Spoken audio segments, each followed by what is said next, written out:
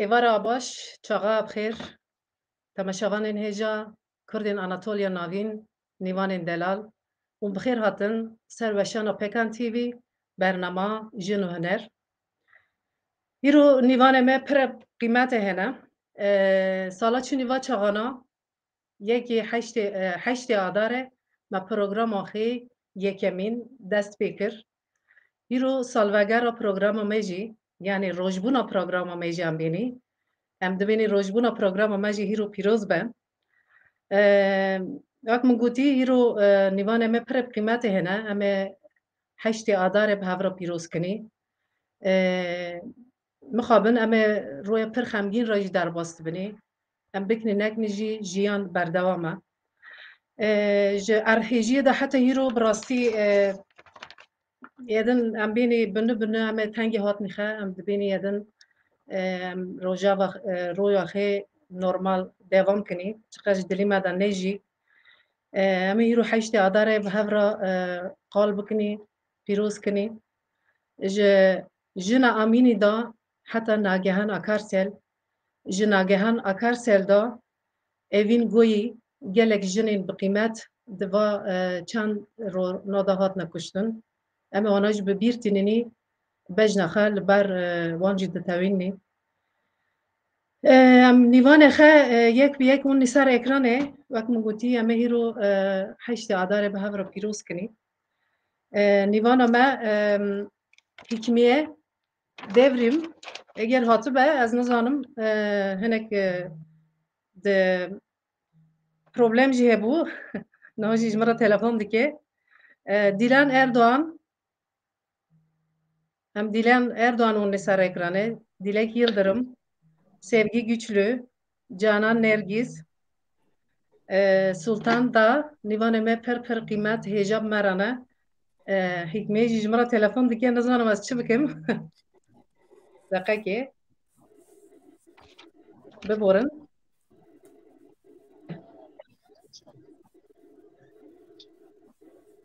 tamam az havalar bir maçlar çaresi erken. O linke tıkla gir.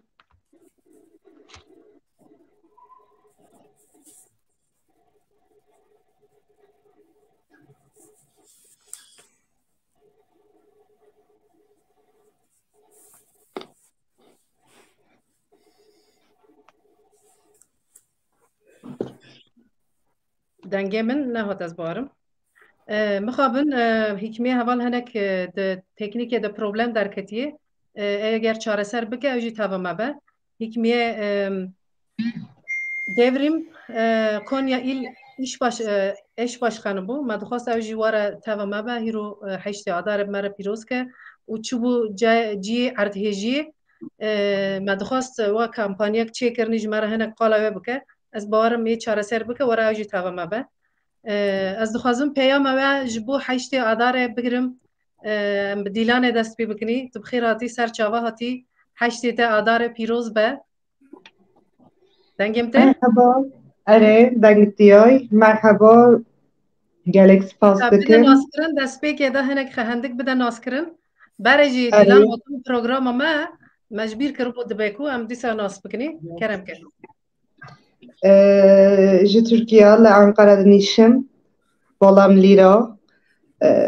Kar dikim. Jinan karker bêjim. Kurdan Anatolya navînim. Lehçeyê min şixbizînî ye. Ez şixbizînî de şor bikim. Ez zadim êrim fehm dikin, fehm nekin. Nizanim. Qasîk me fam kiriyedin. Çi? Qasîk me fam kirî anlayabildiğimiz kadar. Te kijan zimanî xwe rehet Belê. tu lîstikî xwe îfade dikî tu dikanî pê biaxivî. Heval gîşt kara ew yani Fresh oldum kargalarımın programı verdim. Jini kıymetliyin, jini değerliyin. Gördüğü ve şuradakin, kaldakin ruju jinen piroz dikim. Haşte adar piroz dikim. Çıkaske jin hastin.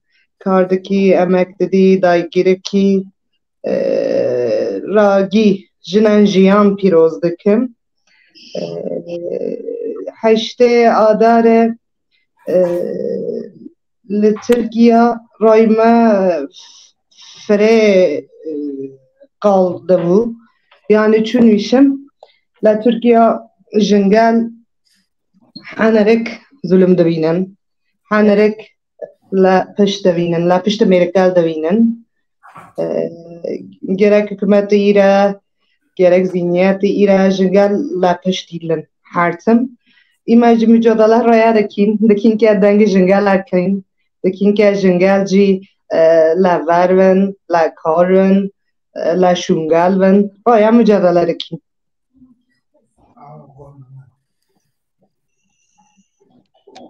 Ez dixwazim şte bipirsim dixwazî tu dikanê Tirkî jî bersivê bidî. Yani mixabin berê ji me gotibû Anatolya navîn tenê ne Qirşêr, Ankara, Konyê Çorum jî he, Qayser jî he, Toqat jî he, Sivas, Yozgat ji her derkê de Anatolya navîn pirin yê asîmîlê bûnî jî hene, nebûnî jî hene. Gorê wê em ê dibînê kî kijan zimanî xwe baş îfade dike, ma bî zimanî denkin. Yani çi qas destmava hat kurmancî be ya jî lehçî şixbizînî be, lehçe kijan hene zazakî be jî em dixwazin ana bin lê yê pir jî asîmîlê bûn em bikinî nekinî jî em vê qebûl dikinî. Tu kijan zimanî dixwazî xwe wê îfadeke. Ez dixwazim şte bipirsim jinek dixebite an jî yek li mal rû dine. Tu wana qiyaslamekê çê bikî te çi bêjî ji me re? Çend sal verciye havalık min ji nisabên hatan wolamon. Belê. Ve min bit ke heva me bit tu bit hem kar la der dike, hem kar la mal dike, hem la mala zorwa dingire, hem nan dike, kar no mala dike, tu çar kar dike. Evet her rajina tu ne ki? Evet ke jine min jireki ama emin sıfla zorwa dingire kari dike. Bitim çün kari dike. Ve sıfla mala la kargala malu la zorwa dingire. من جفتم تا کار گرانه ویرد کی یعنی کار مال کار زارو کلا زارو انگره پرزوه قجی قولای نیه وتم مترا چطوشی لدرجی کارده که اره وتم هم لدر کارده کم هم لمال دکم اما نیمه رکم جنه تو جسوزی حتی یوارد گرده اراغاله گرده نام مالا گرده برزدک توه رات نامدکی را اراغال نامدکی نام مالا پیکدکی ای کارگاله pır girana yani. Yani yani laver çeve min jinin nav mala jiyeke e der jiyeke. İster la der karvek, ister la nav mala karvek giyeke.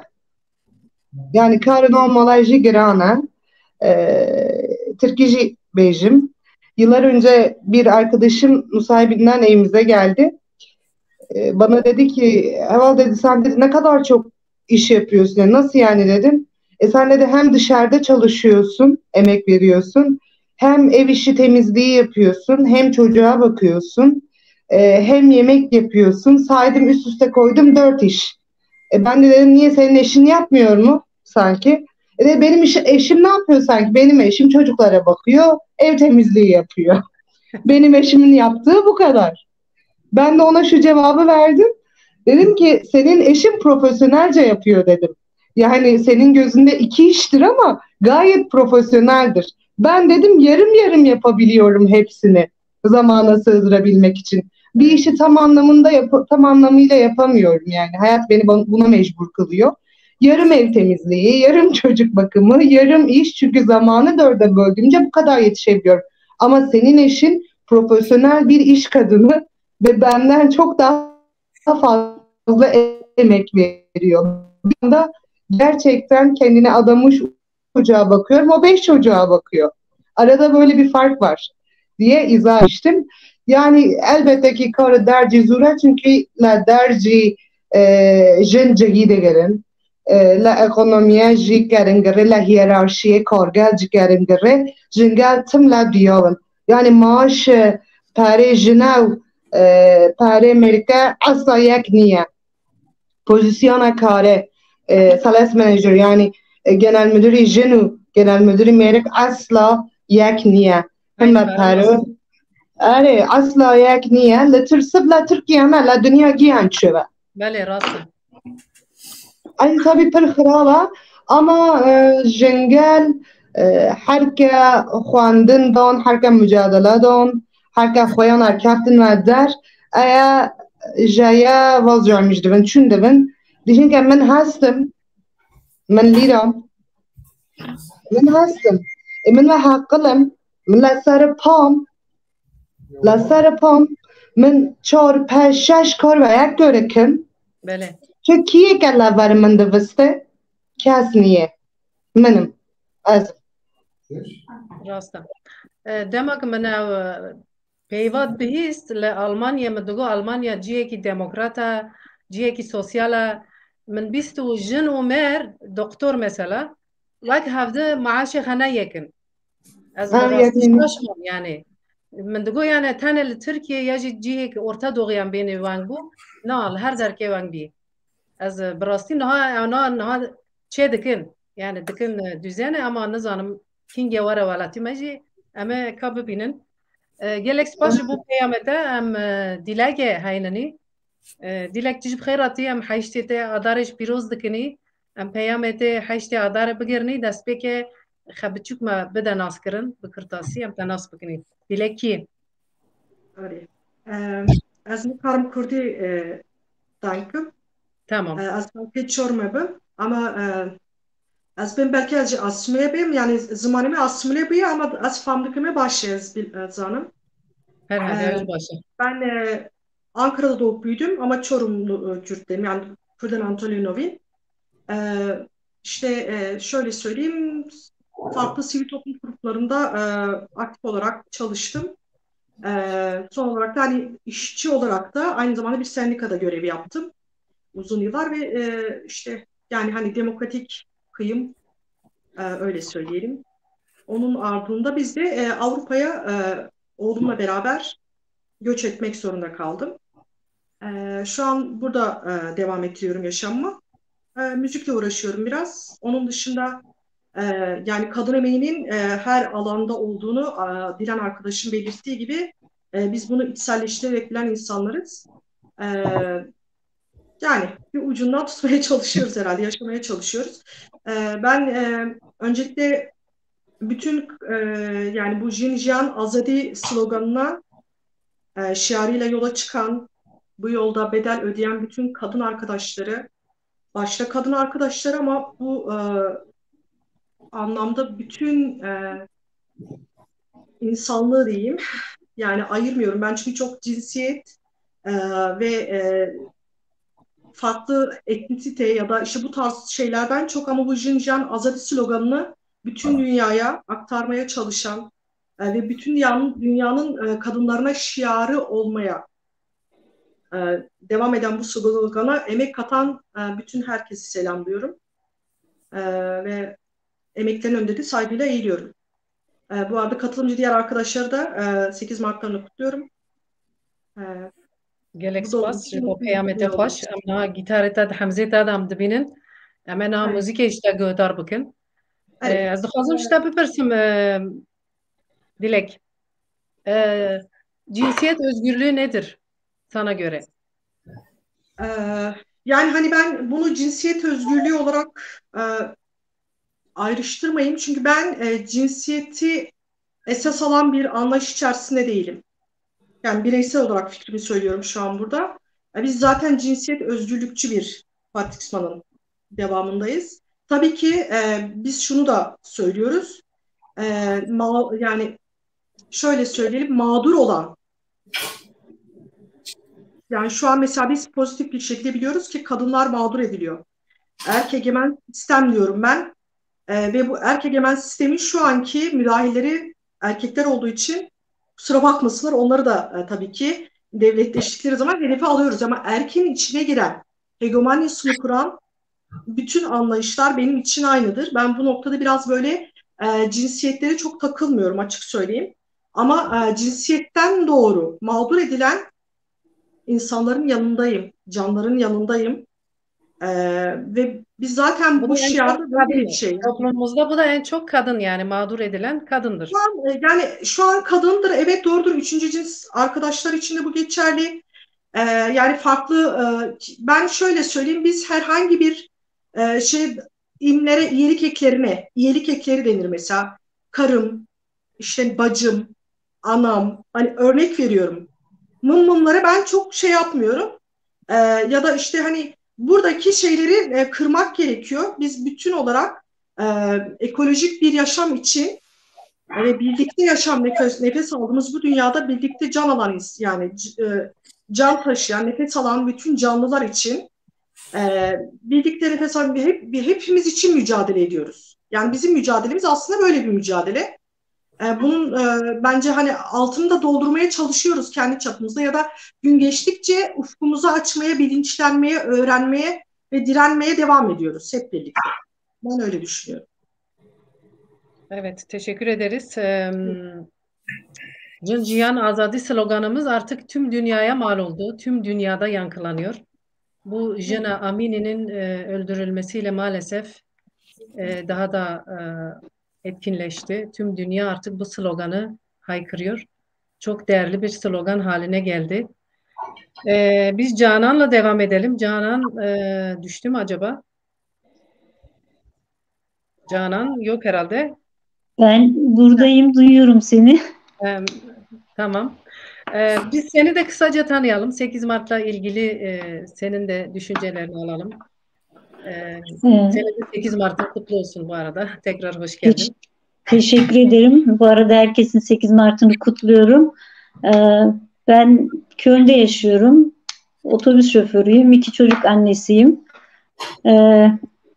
Ya 8 Mart, ben bu arada söyleyeyim, sizin konuşmalarınızın birçoğunu duyamadım. Kürtçenin zaten birçoğunu da anlamadım.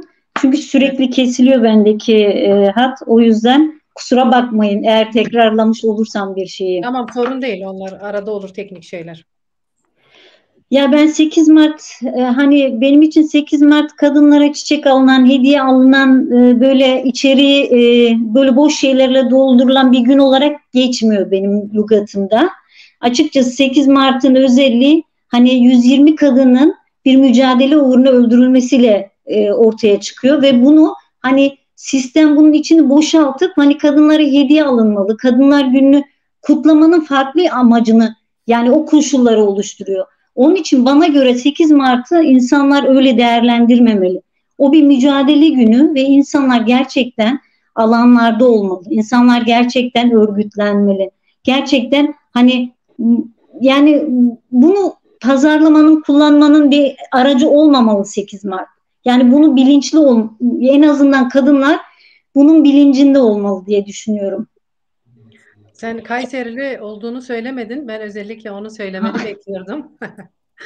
Ya ben şehir anlamında bir yerlere takılmadım. Ben evet Kayseri'nin Kürt köyü, Kırkısırak köyündenim.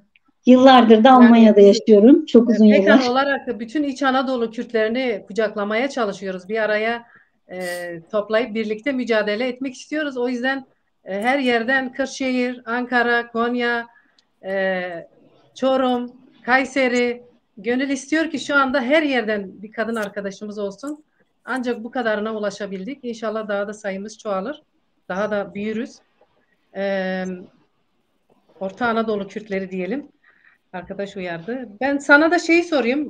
Kadının çalışma alanında yer alması ne gibi avantajlar ve ne gibi dezavantajlar sağlar? Gerçi Dilan da biraz bunu açıkladı ama senden de duyalım biraz. Ya yani ben çalışan bir kadın olarak hani çok dezavantajlı olarak görmüyorum açıkçası. Çünkü ben kadının her alanda olmasını düşünen bir insanım. Çalışmak en azından avantaj olarak bakıyorum. Yani insanın gelişiminde, insanın önündeki gelişimi açan, üretime katkısı olan, erkeğe en azından bağımlı yaşamayan bir insan olarak devam ediyor hayatına. Yeni hayatlar tanıyor. Yani çalışmak insanın ufkunu geliştiriyor. Sorunlara başka şekilde bakmayı öğretiyor. Yani insana birçok şey katıyor çalışmak. Çalışmak, üretirken insan gerçekten farklı gözle bakıyor. Evin içinde yaşayan bir kadınla dışarıda çalışan, üretimde olan kadın arasında gerçekten büyük bir fark yani gözetiliyor en azından. Yani ben onu fark ediyorum. Çünkü çalıştıkça sen bir erkekten farklı olmadığını farkında oluyorsun. Sadece aradaki fark, eşit işe eşit ücret alamıyorsun ne yazık ki. Nerede olursan ol. Avrupa'da da olsan, Türkiye'de de olsan bu böyle. Ama işte gönül istiyor ki onun için de mücadele ediyoruz. İşte bir yerden oradan da devam ediyoruz. Hani mücadele her yerde, her alanda. Kadın için tabii ki dezavantaj şöyle olabilir.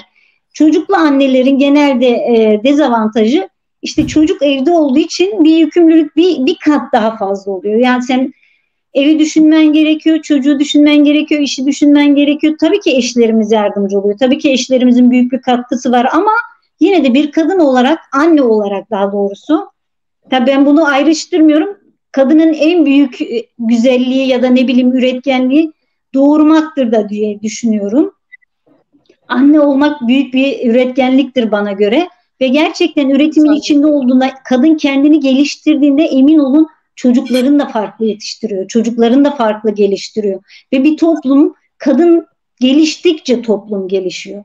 Sen ne kadar gelişirsen bir erkek çocuğunu kız çocuğundan ayırt etmediğin sürece nasıl yetiştirirsen yarın bir gün işte o dediğimiz hani mücadele etmemize gerektirecek şeyler kalmayacak. Çünkü bir kadınla bir erkeğin arasındaki çok büyük bir fark olmadığının farkına varacak toplum. Bir çocuk nasıl yetiştirilirse, mesela fiziki güçten bahsetmiyorum. Dönem dönem belki bir şeylere fiziki olarak gücümüz yetmeyebilir. Ama ben kadının her alanda çok güçlü olduğunu ve gerçekten her şeyi yapabileceğine inanıyorum. Ve öyle olmasını da istiyorum. Bütün kadınlar adına istiyorum yani. Bütün kadınların gerçekten ben yapabilirim demeli her şey için. Ben varım demeli. Yani bu kadar basit her şey. Bir kadın ne kadar ayakları üzerinde durursa, ne kadar bir erkeğe muhtaç olmadan yaşayabiliyorsa o kadın o kadar... Sesiniz yine gitti. Evet, sesin gitti. Teknik arada gidip gelecek diye aradaki boşluğu doldurmaya çalıştım. Dediklerine evet katılıyoruz. Yani dezavantaj demeyelim de bir kadının işten sonra gelip tekrar evdeki işlere devam etmesi biraz dezavantaj olarak biraz değerlendirebiliriz.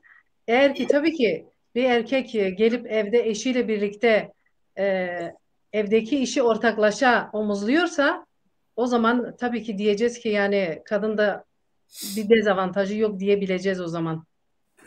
Değil mi Sevgi? Aynen öyle. وقت تجي خبدا ناسكرن سيفجي كي Az çeşidiki jikiye az ji sev xebine naskirin. az Konya'ma Şıkırpınar'a kuaförüm tıkana mene Dokurke mene ne?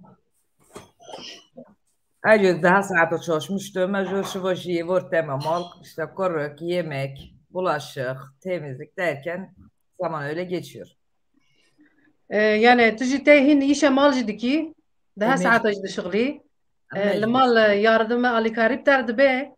Dikine can kuruk jî dikine metmiş dike. Ew jî baş e tişkî bi qîmet em bênî. Eger ki merik geçtî wê aste tiştekî pir bi qîmet em wî jî pîroz dikinî. Yani heştê adarê di dîrokî xe da bi rastî pir xemgîn e. 129 jin di fabrîqê de hatin şewtandin. Bi vî rêyê va jinana va rowe bi dest xexistin. Yani heqê xe, mafê xe gerîn. Ama jinana jî bi bîrtînî bi rastî ew jî tiştekî pir bi xemgîn bû. Ez dixwazim ji te jî pirs bikim. Em ê dibênê kadın hakları. Çi nava kadın hakları gorê te? Valla kadın hakları Guti min ilk defa joya biz yani kadın erkek çalışmış bu karşı Almanya'da erkek kadından daha fazla maaş alıyor. Bu men verge. Bu yani Hel Almanya jî heye, ew hel Almanya jî heye. Ama derderne yani ek kirine mînak tengê dengê kirine derderne ne gişt bu. Mesleğime kadın erkek aynı maaşaydın. Yani fark akatne. Az bir şey diyemem. Ama yani kadınla az bir maç yani jön her şey sırtı jön yani. Mert kasep bilemde kork bir kuflat bir her şey seri jön o. Yani bir Meyro jönü yetiştirmiştik ne.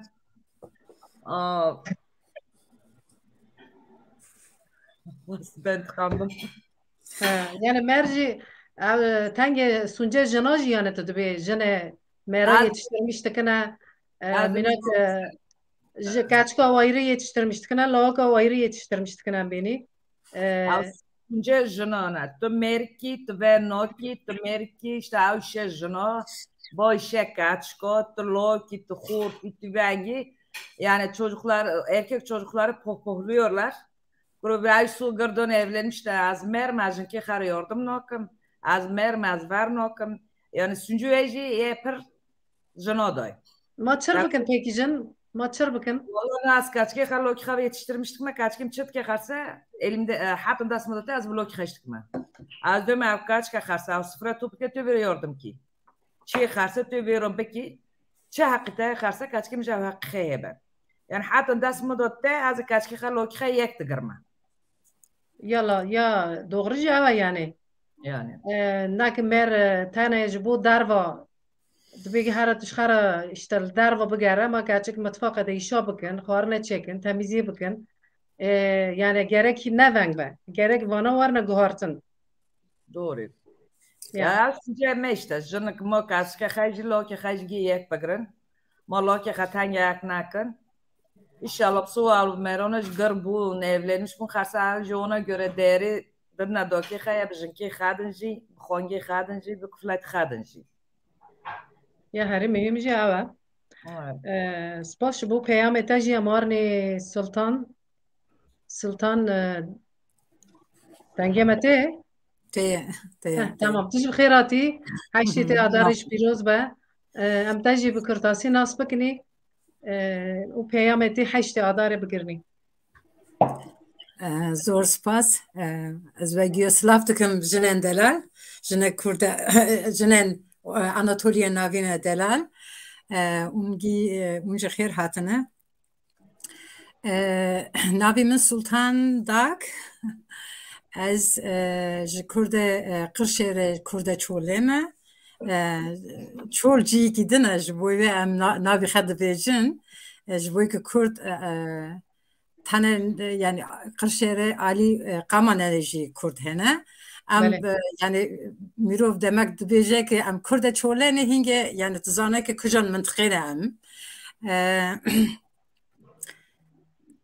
ez nêzika 28 salin li Almanya sürgüniyê de jiyan dikim o yani lebrji kari sosyal pedagog dimeşinim. بله Misyona kamındınci heye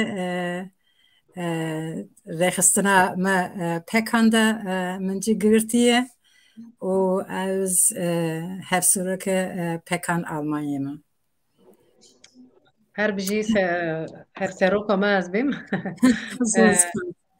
زور سپاس bir kısmı az Kurdi dimeşinim hatta daviye ama bu borun Kurdiyem paşa tiranaka kusura min nanerin boy haşti adare vek cananji godi roja tekoşuna jine ya roja serhaldana jine yani boy veji hündri ve manavi kapitalizm her der ki yani ve txaza ki bu ona boş bıkar.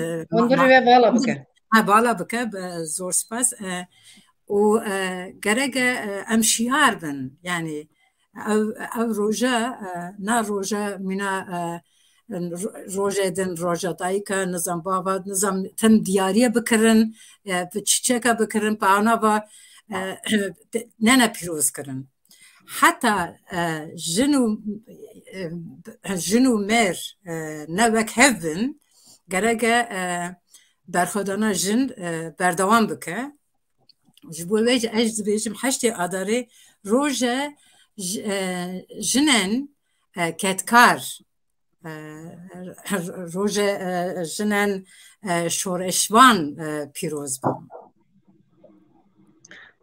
جنن شورشگر بله راسته یعنی وقت گویی هشتی آدار نه تنه جبو گل ساندن اونجی تک تاش yüzük هم بینی هندری و دخوازن والا بکن جناب و تشتانا جی دخوازن بخوابینن قاندرمیش کنن بینی بکرده گوتنا می کردی آناتولی ناویجی لی مانا هشتی آدار نه وقت واج گویی gerek جن لهر جیکی تکوشیم بکن لسر خبن یعنی ام نخوازنی دستر میرا را بنجی دبن میرا را بنجی اما دخوازنی وک هوی اینا هفته چه حق میرا هنه ما حق جناجی هنه یعنی کس نخوازه کسی داره جستر اوله را که یا جی بچوک بخوا یعنی کس جنجی نخوازنه ما مرجی بن دستی بن جنجی لجر بن یعنی کس کی تشکی ونگ نخوازیم پر کسی جبو و شاش فام دکه gerek em veji baş bizanin hatta ki jinik azad dike merg ji vere azad dibe yani çıkaz jin azad ve merg ji vere azad çıkaz jinik baxtawar ve mutlu be aynı merg ji vere o kas mutlu dibe ro reji jbو me fona televizyona meji guharti em ji reji per spas tekni gelek spas reji جبر که روز جنای جمارا جست کری گلک سپاس اشتاج دخوازم بپرسم سلطان جندا چیه جندا ام هر روز د توپلم د بیزین جندا چیه و جندا د کاری جمارا هنک لسر و تشتاج جمارا بیجی informasyon Arkadaşlar aslında konuya yani girişler yaptılar. Aynen. Ben şimdi kusura bakmayın Türkçe devam edeceğim. Ve Türkçe olarak biraz da zamanınızı alacağım. Umarım zaman olarak sorun olmaz. Ünlü bir Fransız kadın filozofu vardır. Birçoğumuz kendisini tanır. Simone de Beauvoir. Simone de Beauvoir diyor ki insan kadın olarak doğmaz, kadın olunur. 1949 yılında yayınlamış olduğu Öteki Cins adlı kitabında ilk olarak şimdi biraz önce söylemiş olduğum cümle ile devrimci tezini ortaya atıyor. Bu kitapta Simone de Beauvoir şunu savunmaktadır. Kadın ve erkek arasındaki farklar doğanın ürünü değildir. Aksine kadın ve erkeğin arasındaki farklılıkları üreten toplumdur. Toplum cinsler arası farklılıkları üretir ve toplumsal olarak yapılandırır. Bu tez İngilizce gender dediğimiz, Kürtçe'de ise zayendiye civaki ve Türkçe olarak toplumsal cinsiyet kavramının temelini oluşturur. 1980'lerde çoğumuz herhalde Almanya'dan, o yüzden bu kelimeyi kullanıyorum. Geschlechte Forschung dediğimiz, yani cinsiyet araştırmaları bilimsel olarak gender perspektifinden kadın ve erkek arasındaki farklılıkları toplumsal yaşam ve kültür içinde nasıl yapılandırıldığını ve bunların cinsler için hangi sonuçları doğurduğunu araştırmaya ve analiz etmeye başlar. İzleyen yıllarda bu konuda bilimsel araştırmalar yapan bilim insanları bireyin anatomik ve toplumsal cinsiyeti arasındaki farkı ortaya koymaya çalışırlar. Gender, yani toplumsal cinsiyet, kadına ve erkeğe özgü giyim, davranış ve mimikler içerirken anatomik cinsiyet ise bedensel özellikleri, cinsiyet organlarını ve kromozomları içermektedir. Gender Forschung, yani toplumsal cinsiyet araştırmalarının sonucu anatomik cinsiyetin eşittir toplumsal cinsiyet olmadığını kanısına varırlar. Yani kadının hormonlarından kaynaklı değildir kadının daha duyarlı olması. Veya kadının, biraz esprili olacak ama, kadının ayakkabıya merakı kadının doğasından kaynaklanmıyor. Gender Forschung, yani toplumsal cinsiyet araştırmaları şunu savunur. Cinslere özgü tipik davranışlar eğitimin, kültürün ve toplumsal yapının ürünüdürler. Bulunduğumuz her yer, yani ailemiz, okulumuz, iş yerimiz, içinde bulunduğumuz her topluluk bize cinsiyetimizin özelliklerini kabul ettirmeye, vermeye çalışır. Eğer çoğunluğa dahil olmak istiyorsak, o zaman o verilen cinsiyet kimliklerine uygun hareket etmemiz gerekir. Mesela özellikle bir kadından beklenilen nedir? Uysallıktır. Yani işte daha güzel, daha böyle dış görünüşüne daha önem vermesidir. Ondan sonra daha böyle sorun yaratmayan, daha çok diyelim, yani suyuna giden bir yapı kadına layık, kadına uygun görülür. Erkeği ise yani işte yöneticidir, cesurdur, işte ne bileyim güçlüdür, daha zekidir gibi, hani çok böyle belirgin söylenmese de altında yatan böyle beklentilerdir. Erkeğe verilen misyon. Ve bizim günlük yaşamda bize verilen şudur: cinsel kimliğimiz doğaldır ve değişmez.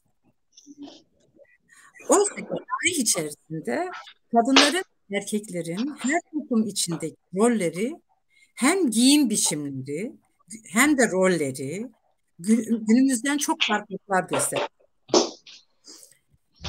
Hepimiz kadın olduğumuzdan dolayı sanırım biliriz ki bir anaerkil dönem vardı ve o anaerkil dönemde kadın bugünkü erkeğin sahip olduğu iktidara, güce, toplumsal olarak, siyasi olarak hepsine sahipti. Ondan sonra diğer bir vermek istediğim bir örnek de şeydi. Mesela giyim şeklimiz, giyim şeklimiz bugünkü, yani geçmişe baktığımızda işte giyim şekilleri çok daha farklıydı. Yani ben bu konuyu da biraz baktığım zaman, araştırdığım zaman çok şaşırmıştım. İşte Orta Çağ dönemi galiba.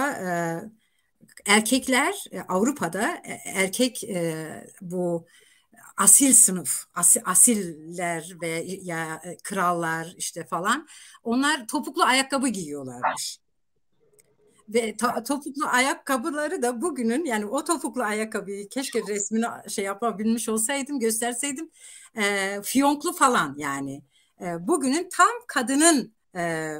kadının kullandığı biçimde ve topuğun ne kadar yüksekse o kadar daha, yani toplumda daha yüksek bir mertebeye sahipsiniz anlamına geliyormuş. Öyle biraz daha bir örnek de, gülümseten bir örnek de vermek istedim. Evet. Evet.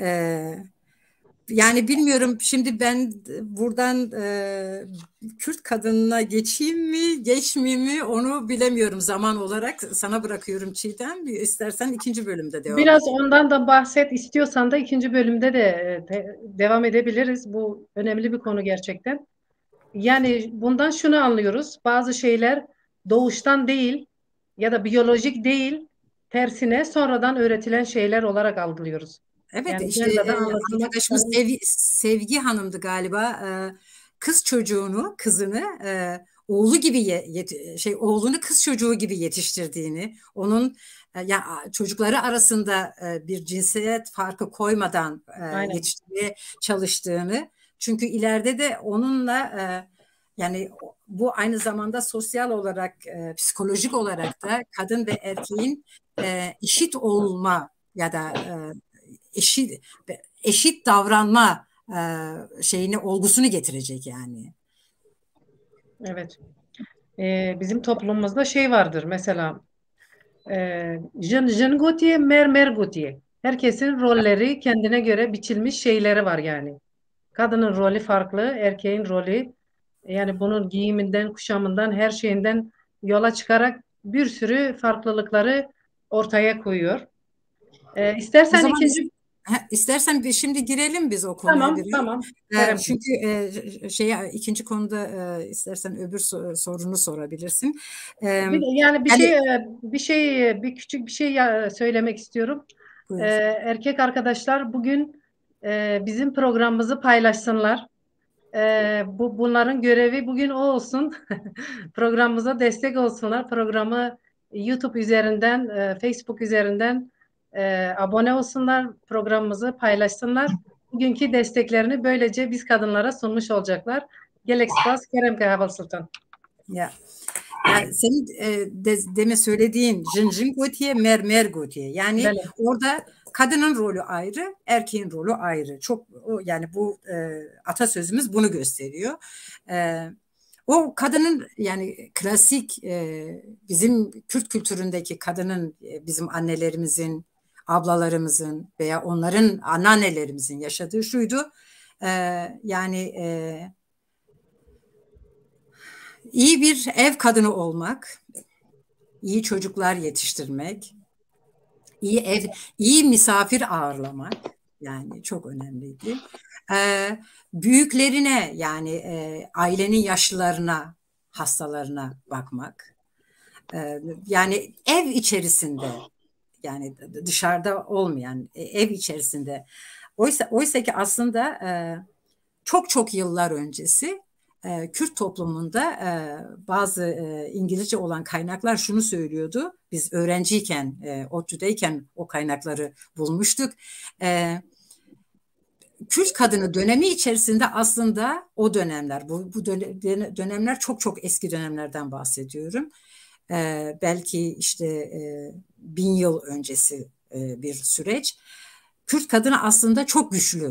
Yani döneminin toplumları içerisinde Kürt kadınının yeri erkeğiyle beraber. Neden? Çünkü eşit olarak erkeğiyle üretimde yer alıyor kadın.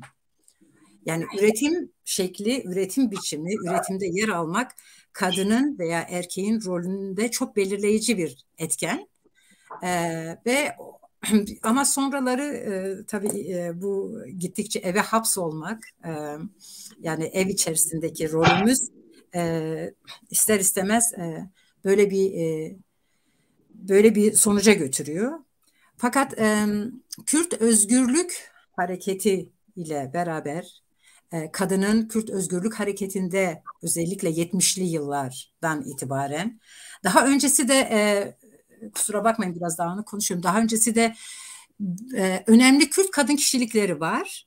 tarihimizde. Fakat bu kadınlar özellikle de bunlar daha toplum içerisinde elit bir ailenin kızları, belki biraz daha okumuşlar, biraz daha şehirli yaşamın içerisinde. O yüzden biraz daha fazla bir güce sahip olmuşlar.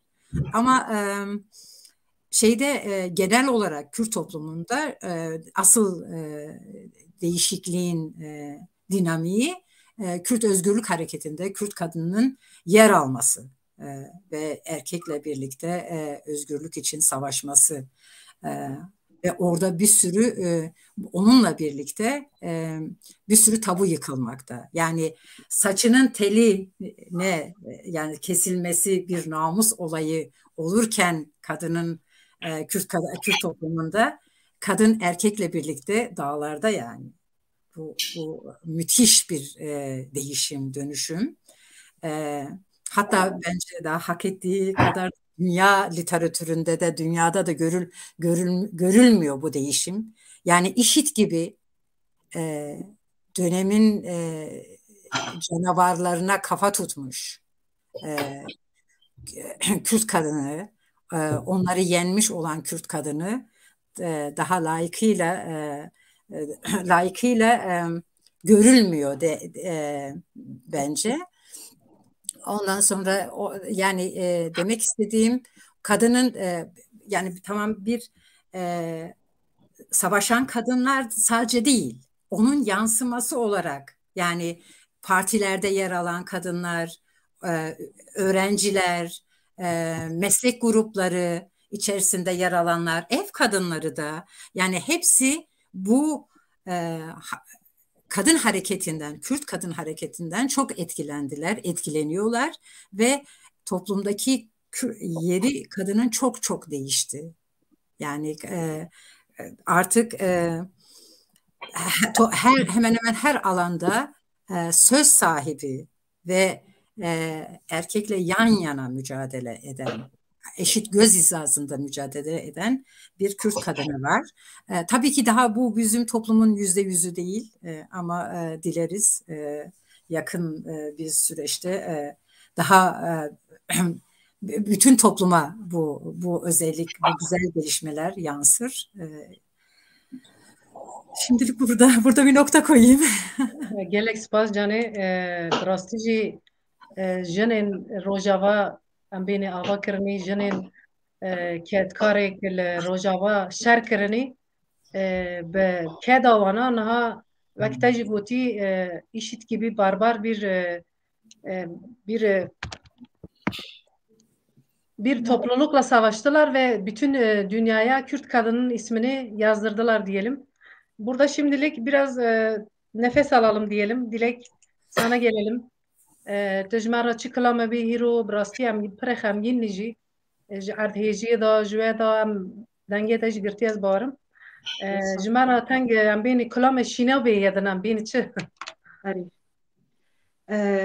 Sanırım ikinci bölümde ben de aslında birkaç şey değinmek istiyorum ama şu an bir müzikle şey yapalım. Daha konuşacağız, daha zaman var. Evet, bir ağıt okuyacağım. Koçgiri kadınlarının ağıtı. Yani çok yakın zamanda henüz 40 günü tamamlamadı bir deprem yaşadık ve bizim coğrafyamızda ya da hani öyle söyleyelim. Ve tekrarlayan bu ağıtları da işte kadınlar yani yapmış, Koçgirli kadınlar birçok kişi tarafından da bilinen bir ağıt. Bunu seslendirmek istiyorum, şu an yorumlamak istiyorum. Yani hani sadece anılarına belki hani bir şey anımsatmak adına öyle söyleyeyim. Arık parçası. Yani yorumlamaya çalışacağım. Koçgiri kadınların evet. Aha.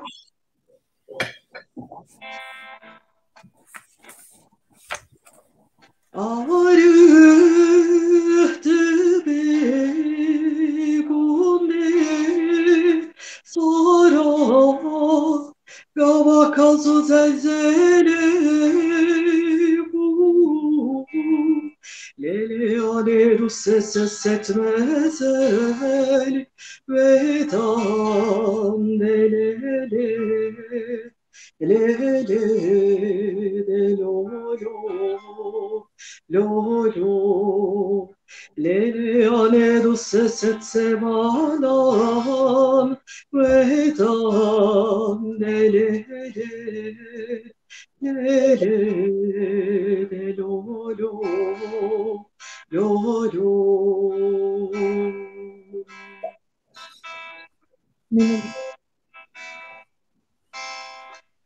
Ive wicked divatişiye Neli ale tutare kudane lavo Kıza Nele daye eknabza basere Sılgave Lele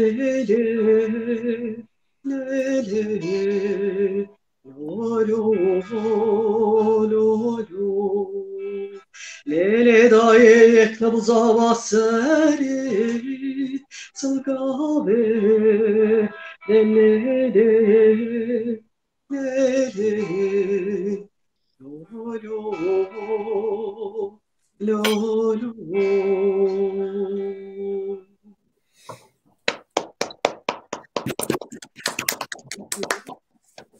Ben gidilete sağba cane gelek spas to her hebi. Reji am dugani tang mesaj ya ji pers henem bukhunni. Reji? Eğer tınabın em tamam. Hasan Darsel guti şevbaş jibo te u nivanete heşte adare jibo jinin azadi khas u ketkar piroz dikim carek edin jin jiyan azadi gelek spas Hasan Darsel özden özdene şevbaş heşte adare piroz be jin jiyan azadi serkeftin gutiye barışa umuda özgürlüğe hep birlikte hep beraber 8 Mart Dünya Emekçi Kadınlar Günümüz kutlu olsun. İyi yayınlar. Sağ ol, var ol. Senin de 8 Mart'ını kutluyoruz. Diren Müller ve Şanbaş Hevalan Heja Haşti Adare Lejinin Cihane Yen Tekoşer Berfadar U Ketkar Pirozba Gelek Spas Diren Halık Duran Guti Evarbaş Jinin Kurt Evarbaş Dede Temizci Guti 8 Mart Dünya Emekçi Kadınlar Günü kutlu olsun. Gelek Spas. Fuat Çevlik Dembaş Haşti Adare Pirozba Gelek Spas. Yenice Oba Yenice Peyzaj hem reklamı önce bakın.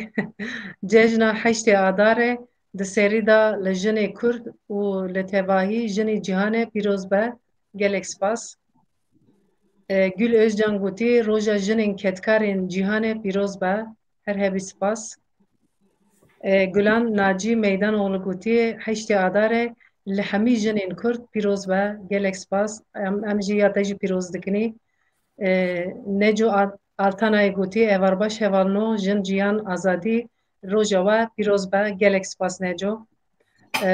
Özden kadın hep bir mücadele içinde, evinde, işinde ve hayatın tüm zorluklarına rağmen hep bir erkeğin bir adım gerisinde bırakılması gerçekten çok üzücü ve bu bizim gibi toplumlarda kadının adı yok. Bir söz doğurmuştur. 100 yıllar önce Kürtlerde kadın ön planda ve her alanda vardı ve neden şimdi böyle değil? Özellikle Orta Doğu'da. Teşekkür ederim. Biz de teşekkür ederiz.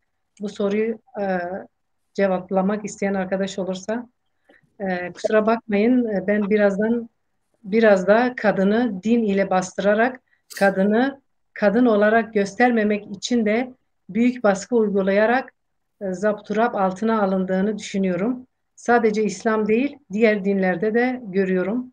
Aynen biz de katılıyoruz. Sadece İslam'da değil, tüm dinlerde kadın ilk başta bir hegemonya altına, erkeğin hegemonyası altına hapsedilmiş. Mayat bunu tecrübeti, jin cihan azadi, gelek spas, her hebi, sarıyakaya jiguti, jin cihan azadi, gelek spas. Eğer tu perstanabın, Ayşe Akbine jiguti, jin cihan azadi, gelek spas, hun her hebin. Eğer tu perstanabın, am be Dilan era berdam kini. Dilan, tu amade. Hayır bu. Canê me dixwastam ji Hikmiye Devrî me bipirsinî. Jinê me Anatolya Navîn kampanyek mor paket çêkirin, amade kirin. Çûna cihê erdhêjiyê ev jinana dibe ku jinek nikarin tiştek taybet an jî tiştên bên özel nikarin ji her kesî bixwazin paket çêkirin, gotin mor paket û mor kamyon birin cihê erdhêjiyê bela kirin. Tu jî te jî ez gorek min bîsî tu jî navanda bûyî ve jî amadekarî kir ve çawa kir ve çi hazir kir ve çend şan çend kes çûn. Ez dixwazim hevalekê çûyînê dere bi kurtasî navî wan bêm. HDP Parti Meclis Üyesi Bedriye Yorgun, Avukat Eylül Yaylacı, Konya İl Eş Başkanı Hikmiye Devrim. Bunlar Anatolya Navin kadınları olarak yani hepimizi temsilen gittiler diyeyim. Onlara da buradan sevgilerimizi, selamlarımızı yolluyoruz. Kadınlar Günü'nü de kutluyoruz. Çok çok da teşekkür ediyoruz bu güzel jestlerinden dolayı diyeyim. Bize kısaca sen de anlatır mısın? Sen de orada hazırlıklar içindeydin. Şöyle ben Türkçe konuşmak durumunda kalacağım. Çünkü birazcık akademik konular da konuşuluyor. Lehçem zaten çok bilinen bir lehçe değil. O yüzden ama anladık yani belki, yine de çok bilmesek öyle de. Öyle mi? Çok sevindim. Evet. Çok sevindim. Şimdi Mor Paket kampanyasının aslında başlaması, o projenin başlama amacı şuydu. Deprem bölgesindeki kadınların işte regl dönemlerinde bu durumu gizleyip, saklayıp ya da utanmalarından mütevellit ki bu yine bir cinsiyet sorunuyla alakalı bir durum, toplumsal cinsiyet eşitsizliğiyle alakalı bir durum keza. Şöyle ki bunun bir kusur ya da hastalık görülmesinden mütevellit kadınların ya da toplumun beynine böyle kodlandığı için bu 28 günde bir olan menstrual döngü durumu. Kadınlar da tabii bunun verdiği çekingenlikle yardım tellerinden gelen petleri almaya dahi utanıyorlardı. Böyle bir durumla karşılaştık. Hatta Türkiye medyasında birçok ünlü bunun doğal bir döngü olduğunu, bunun bir hastalık olmadığını, utanılacak ya da çekinilecek bir durum olmadığını dile getirdiler. Ünlüler bununla alakalı açıklamalar yaptılar. Fakat 8 Mart gündemi yaklaşırken bunun gayet tabii bir ihtiyaç olduğu noktasında da Mor Paket hazırlıkları yapıldı. Ben birazcık daha alışveriş safhasındaydım. İş yoğunluğu, ev yoğunluğu, toplumun bana yüklediği roller diyeyim, bir kadına yüklediği roller çerçevesinde yaşam mücadelesini sürdürdüğümden daha çok alışveriş safhasında bulunduk. Hijyen paketleri dediğimiz kadınların günlük hayatlarında petler, kadın petleri, temizlik malzemeleri, hijyen malzemeleri, kişisel bakım malzemelerinin konduğu güzel mor paketlerdi. Ben başka bir konuya değinmek istiyorum. Mor paket diyoruz, kadının renginin mor olduğundan konuşuyoruz. Ama ünlü bir önder der ki kadının der rengi mor değildir, yeşildir der. Ben buna inanıyorum. Neden? Neden yeşildir? Neden yeşil diyor? Şöyle diyor ki tabiat yeşildir ve tabiata ana diye seslenilir. Yani aslında tabiatın varoluşu yeşille var olur. O yüzden bizim kadınlarımız da Kürt özgürlük mücadelesine kadınlar da tabii ki birazcık da o hareketin verdiği şartlardan mütevellit yeşil giyiyorlar ama bunun ayrı da bir anlamı var aslında. Kadının renginin yeşil olması tamamen doğanın, varoluşun, dünyanın, yaratılışın renginin, tabiatın yeşil olmasıyla alakalı. Böyle tatlı bir ilişki kurulmuş ve hakikaten ben de çocukluğumdan buna inanıyorum. Yeşil rengi de çok seviyorum. Benim gözümde de kadının rengi yeşil çünkü doğanın rengi yeşil, yaratılışın rengi yeşil. Böyle bakıyorum. Bir şeye değinmek istiyorum ben. Aslında biz dünyada sınıfsal ayrımların yapıldığını çoklukla görüyoruz. Yani bugün aslında erkeklerin de kadınlar kadar ezildiğini, erkeklere bu öğretilerin kodlandığını biliyorum. Şöyle ki bizimle alanlarda mücadele eden, bizimle aynı düşüncede olan keza özgürlük mücadelesinde de binlerce arkadaş var, binlerce yoldaşımız var mesela. Kadının özgürlüğü için mücadele eden, keza bugün özgür kadın söylemini yaratan, özgür kadını yücelten ve özgür kadını bugüne getiren de malumunuzdur. O noktada bence erkek arkadaşlarına fazla yüklenmemek gerekiyor. Çünkü ben şuna inanıyorum.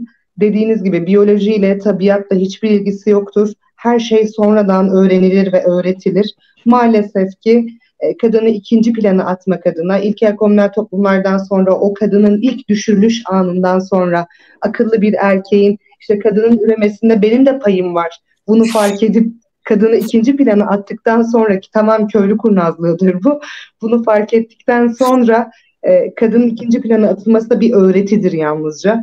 Yani evet, yüzyıllardır bu öğretilmiştir ama öğreti olduğu için yıkılması da bu kadar zor değildir. Çünkü her öğreti değiştirilebilir.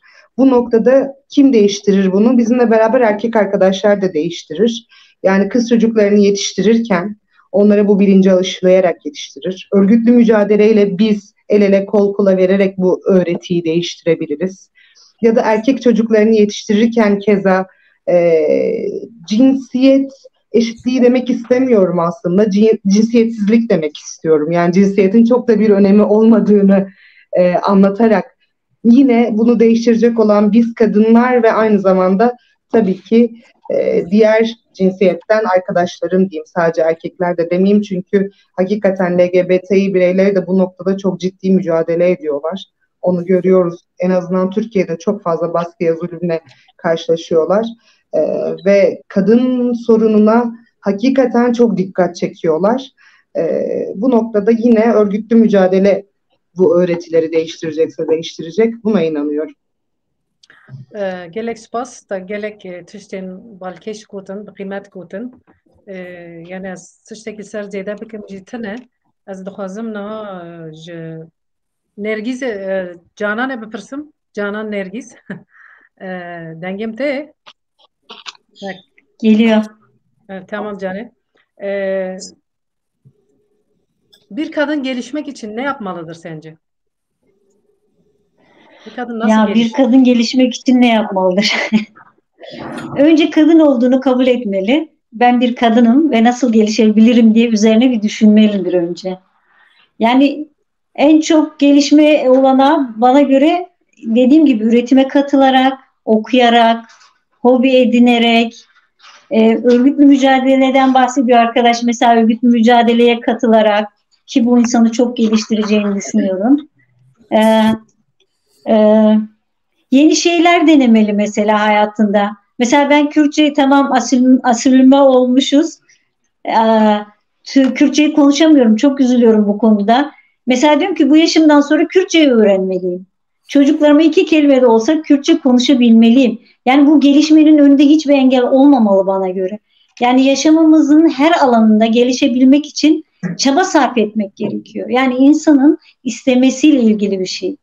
Yani dediğim gibi her şey, mesela yaşadığımız topluma ayak uydurmalıyız, yaşadığımız toplumu tanımalıyız. Yaşadığımız alanda mesela yaşamamalıyız. Yani gündemi takip etmeliyiz, dünya gündemini takip etmeliyiz. Mesela çok kısa bir dönem önce deprem oldu ve şu andaki gündem depremi unutturmaya çabalı yönelikli bir sürü programlar oluyor ve bu beni çok üzüyor açıkçası. Ve insan gerçekten hani ateş düştüğü yeri yakmamalı sadece.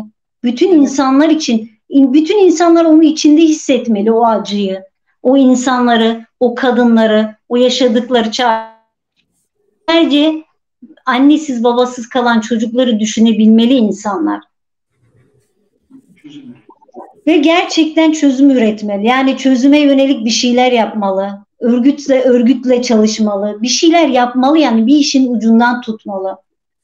İnsanları ötekileştirmemeli. Yani gelişebilmek için bilmiyorum. En çok bana göre şeydir. İnsan gündemi takip edebilmeli. Okumalı. Gerçekten okumak insanın ufkuna açan bir şey. Ve gerçekten çalışmak, üretime katılmak gerçekten bir kadının gerçekten önünü açan bir şey, yani gerçekten geliştiren bir şey. Bir kadın ve erkeğin eşitliliği gerçekten o zaman ortaya çıkıyor. Hani yaşam gerçekten böyle şey gibi değil, yani böyle kadını eve hapsedeyim, çocuk doğursun, çocuk baksın, yemek yapsın, temizlik yapsın. Bu kadar olmamalı. Bir kadın gerçekten kendi gücünün farkına varmalı. Yani kendi gücü de nedir? Sonuçta okuyabilir. Sonuçta kadınları ben aptal olarak görmüyorum. Yani kadınlar gerçekten zeki varlıklar. Zeki varlık olmasalar çocuk yetiştiremezler bana göre. Değil mi? En önemli Onun şey. için yani kendi güçlerinin farkına varsınlar. Sadece bu yani. Ya çok değerli şeyler söyledin. Okumalı bir kadın, hobi edinmeli.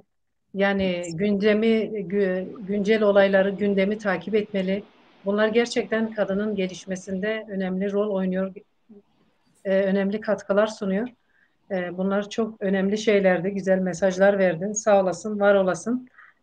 Biz rejide bu arada bizim şeyin arka fonumuzu yeşil yaptı. Tabiat Ana'dan herhalde yola çıkarak bugün bize güzel bir jestler yapıyor sağ olsun. Bugün 2 konuğumuz daha vardı. Nurgül Karakuş bir işi çıktı gelemedi.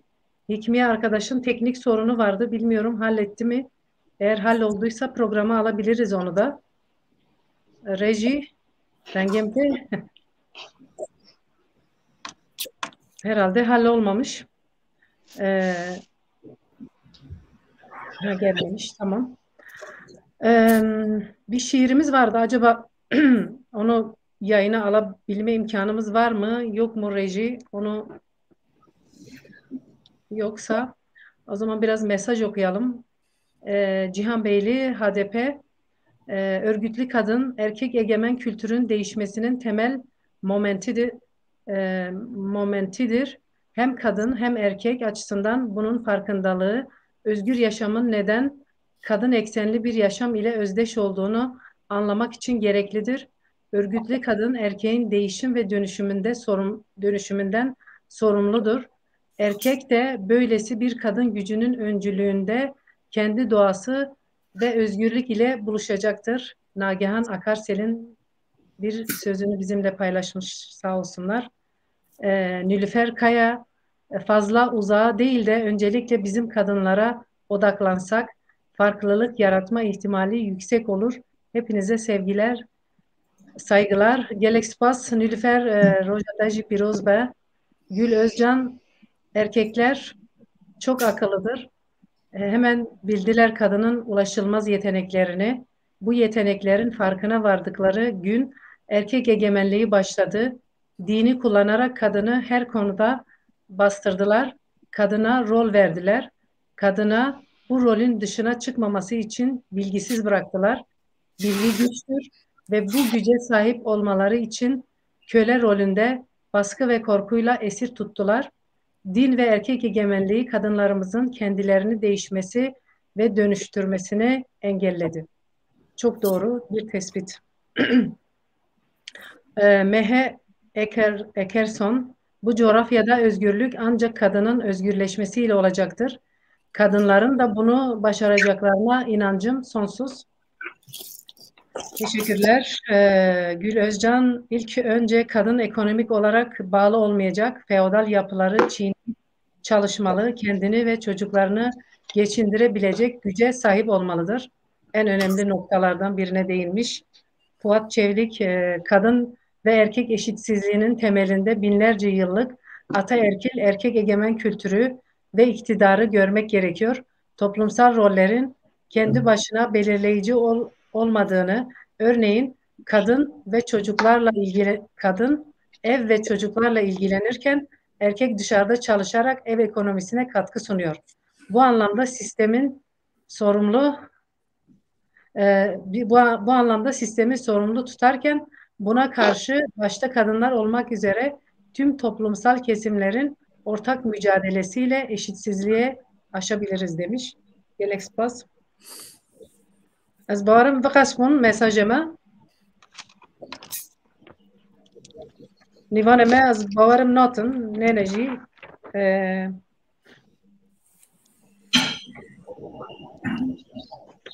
Çiğdem Amal, ben komik bir şey söyleyeyim. Kerem ke. Arkadaşlar da duysun. Bele. Bir iki cümle söyleyeceğim. Atasözlerinden bahsettik ya biraz önce. Benim de çok sevdiğim, duyduğum bir atasözü.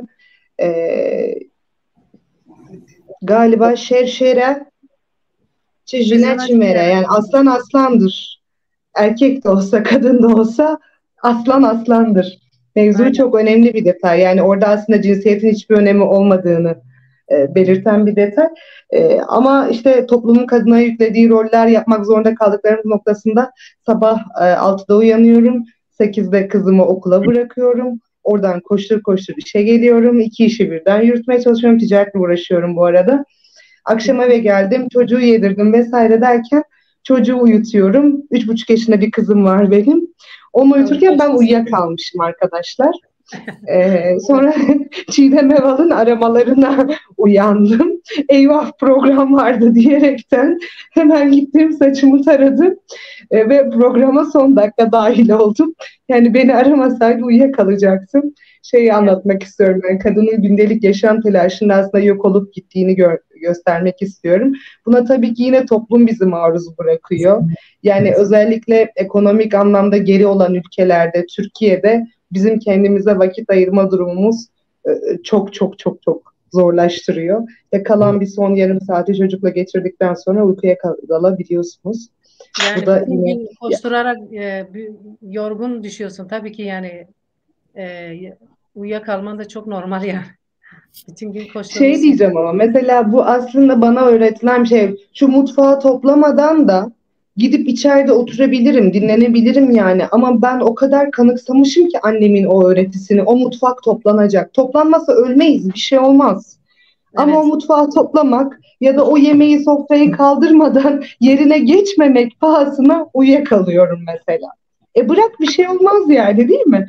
Bu da bize bir öğreti. Neden? İyi ev kadını ol, çocuğuna iyi bak, tam anlamıyla bir anne ol. Eksik anne nasıl oluyorsa onu da bilmiyorum. Hep eksik kadın, eksik anne nasıl oluyorsa. İşte Eksik mutfağı etek. toplamayınca eksik oluyorsunuz. Eksik Aynen etek derler. öyle. Saçı uzun, aklı kısa. Bir sürü toplumun bizlere yüklediği ne diyeyim olumsuz şeyler. Bir de Yani bunu o kadar çok yapmışlar ki yani biz bile hani kadın sorununun bilincindeyiz, farkındayız. İşte kendi ekonomik özgürlüğümüz de var. Birçok şeyi aşmışız. Alanlara da çıkıyoruz. Ama biz dahi bu algıdan kurtulamıyoruz. artık genlerimize mi işlemiş, kanımıza mı işlemiş? Yok Yani yok, bunun biyolojiyle genle hepimizde falan var. ilgisi yok. İlgisi Kim yok yani. öğrettiyse iyi öğretmiş. Sultan arkadaş çok güzel anlattı. Hani öğretilmiş şeyler bunlar. Biyolojik olarak sonradan bize Kesinlikle. yüklenen şeyler. Yani örneğin toplumda şeydir kadın gibi adam dediğinde o erkek aşağılanmış olur. Mesela erkek gibi kadın dendiğinde o kadın yücelir nedense. Ama tersi söylendiği zaman nedense bir erkek aşağılanır. Halbuki o kadının yüklediği, omuzlarına aldığı yükleri belki erkek yarısını bile almamıştır, almıyordur. Ama maalesef Şey toplumda böyle bir dengesizlik halen var, sürüyor. Bakalım nereye kadar. Cinsiyetçi söylemlerle alakalı da mesela e, erkek erkek diye, yani cinsiyet adıyla anılırken kadına Türkiye'de şimdi şey olayı var. Gerçi Türkiye'de değil, dünyanın her yerinde Mrs. ya da işte Madam vesaire tarzında bayan olayı. Geçen gün biri bana bayan dedi, döndüm efendim baymayan diye cevap verdim. Şaşırdı. Ne diyorsun dedi. Neden bayan? Siz de baymayan mısınız o zaman diye cevap verdiğimde tabii ki böyle bir tepkiyle karşılaşmak istemiyorlardı. Şaşırdı. Bir de böyle bir durum var tabii. Ona dikkat çekmek istiyoruz. Biz kadınız. Cinsiyet kimliğimizin adı kadın. Bayan ya da monsieur ya da madam değil. Hanım, Kadınız. Bu kadın. kadar basit Yani yani. Erkeği nasıl erkekleniliyorsa biz de kadınız. Farklı bir yere çekmeye gerek yok. bizim mesela Kürtçe'de jın vardır.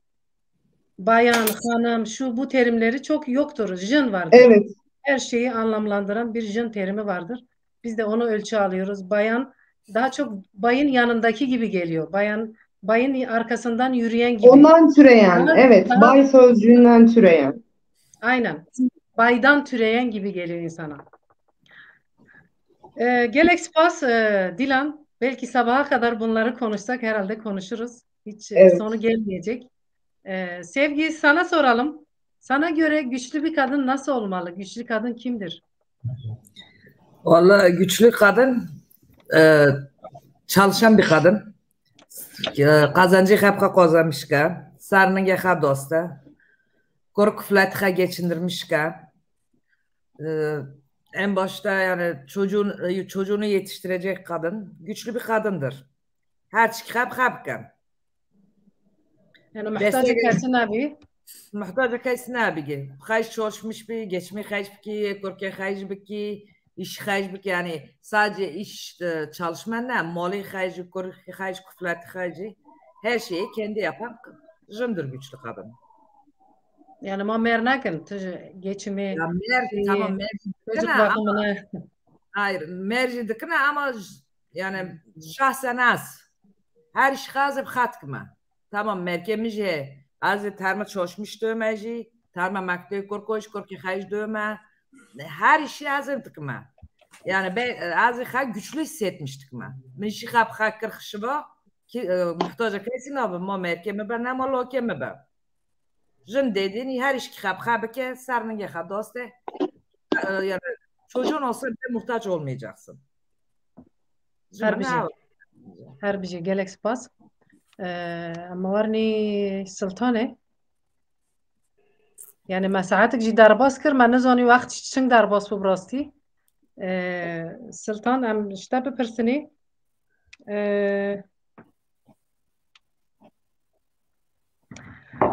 top pirsa min aslında min nivîsibû bir dakika.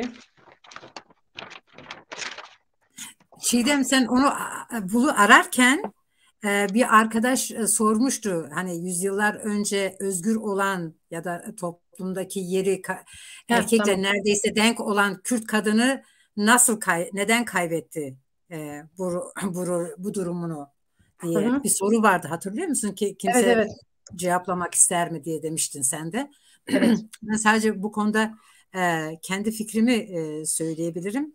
Bence o arada tarihe baktığımız zaman Kürdistan ilk defa bölünüyor. Yani iki büyük egemen güç tarafından Kürt toprakları bölünüyor.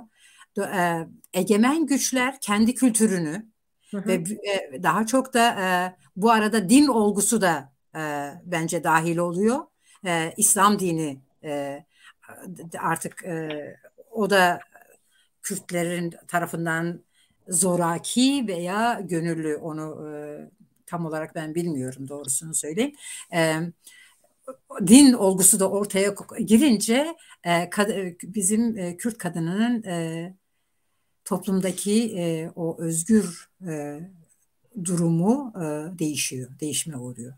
Bence bu nedenlerden kaynaklı. Yani din olgusu kadın üzerinde büyük bir rolü var. Hem din hem de diğer yani Kürdistan'ı istila eden egemen güçlerin kültürü, getirdiği kültürde. Aynen, katılıyorum. Çünkü onlardaki kadının rolü bizdeki kadar iyi bir durumda değil yani. Egemen o toplumlar, gerek Persler olsun, Pers İmparatorluğu olsun, gerekse Osmanlı olsun. Yani kadının durumu belli yani. Hepimiz tarihten biliyoruz. Yani o kadınlar da o dönemde çok özgür kadınlar değildi. O dönemde o kadınlar da çok özgür kadınlar değildi. Erkeğin daha çok eğlencesi şeklindeydi yani kadınlar. Evet. Şey soracağım sana. Değişik kültürde kadınlarla çalıştığını söylemiştin. Bir dakika. Bu kadınlarla mesela nasıl çalışmalar yürütüyorsunuz? Ne gibi sorunlarla karşılaşıyorsun ya da onların istersen şöyle şey yapayım, ben 8 Mart'a bağlayalım eğer tamam. istersen. Çünkü şu anda değişik toplumlardan, kültürlerden kadınlarla çalışmıyorum. Şu anda çocuklarla ve onların ebeveynleriyle çalışıyorum. Ama daha önce uzun yıllar, neredeyse 10 yıl gibi bir süreç, Familienzentrum Almanca dediğimiz aile merkezinde bir mahallede etkin olan Türkiye'lilerin, özellikle Kürtlerin, Türklerin, Çerkez bir ablamız da vardı hatta, yoğun olduğu bir mahallede çalışmalarda bulunmuştum. O aile merkezinin bünyesi içerisinde. Ve orada Kürt Veliler Birliği Yekmal'de o aile merkezinin çatısı altındaydı o dönemler. Biz işte başka bir tane mahallede bir tane daha şey vardı. Daha çok kendisi Alman olan melez bir arkadaşımız vardı, siyahi, ve o Afrikalı, özellikle Afrikalılara yönelik bir kurum oluşturmuştu. Onlar orada çalışıyordu.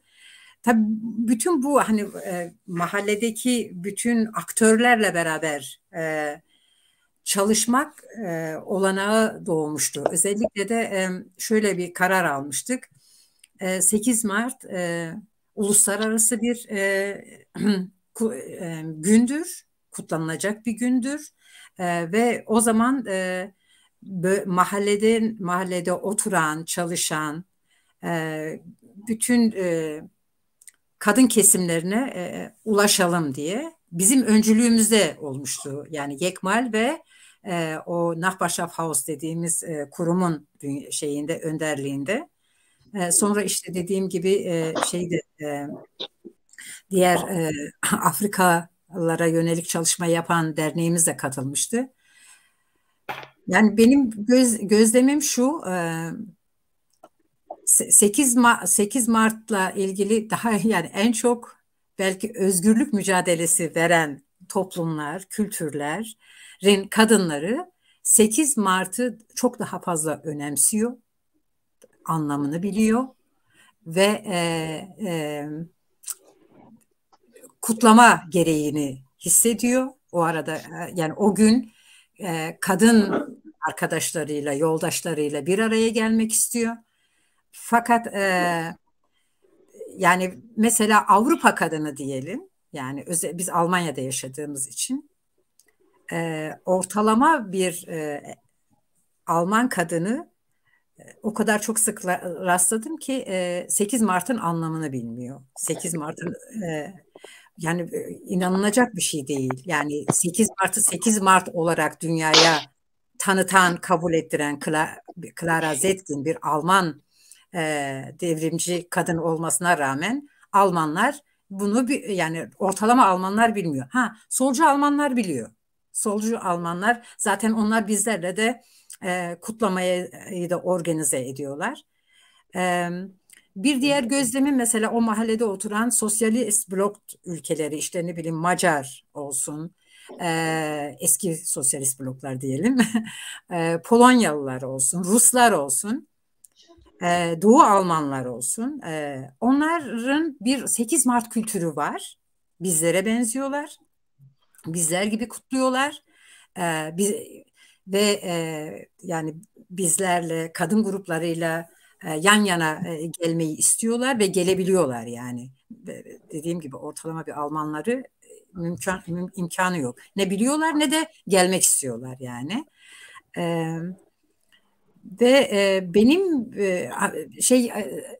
Afrika kıtasına gelince üzülerek gözlemlediğim Afrika kıtasında belki işte her Afrika'daki siyasi durumla da ilintili en çok gördüğüm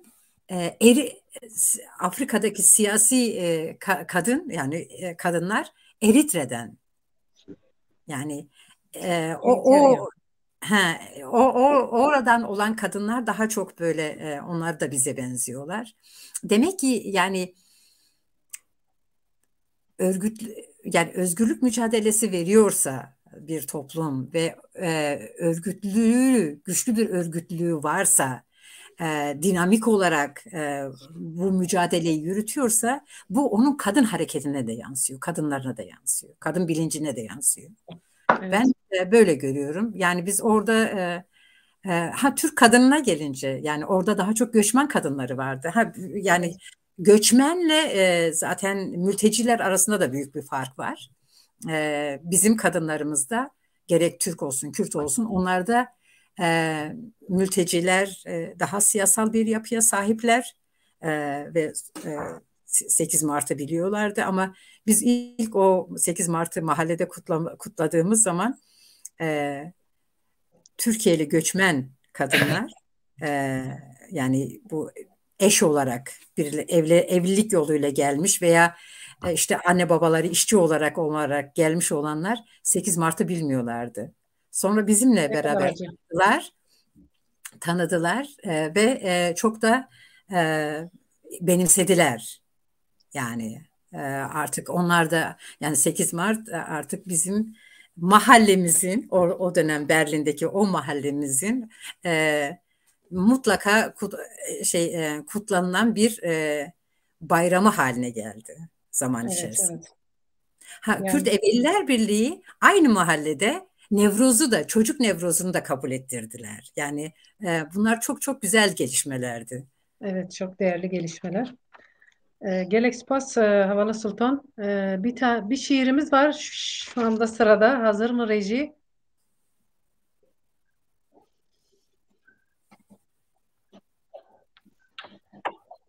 Reji, denge nizam. Arkadaşlar 1,5 saati geçtik. Neredeyse zamanın nasıl geçtiğinin hiç farkına varmadık gerçekten. Çok dolu dolu. Hepinize ayrı ayrı teşekkür ediyorum. Evet, şiir geldi. Denktone.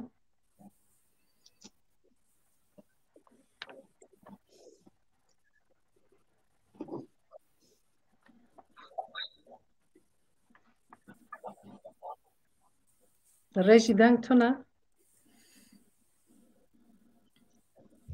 Denktone.